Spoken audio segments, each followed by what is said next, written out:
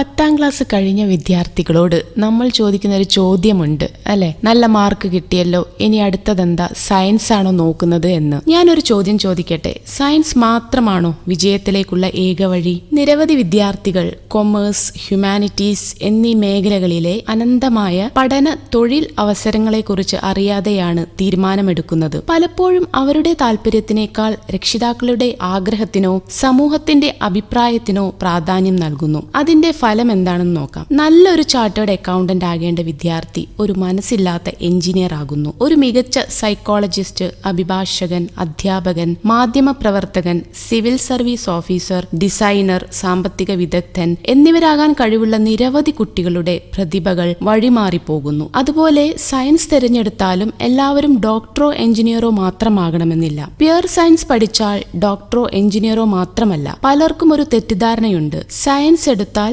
മെഡിസിനോ എഞ്ചിനീയറിംഗോ മാത്രമാണ് മുന്നിലുള്ള വഴിയെന്ന്. എന്നാൽ അത് ശരിയല്ല. പ്യുർ സയൻസ് പഠിക്കുന്ന വിദ്യാർത്ഥികൾക്ക് ഇന്ത്യയിലെ മികച്ച ഗവേഷണ സ്ഥാപനങ്ങളിലേക്കും സർവകലാശാലകളിലേക്കും പ്രവേശിക്കാൻ നിരവധി ദേശീയതല പ്രവേശന പരീക്ഷകളുണ്ട്.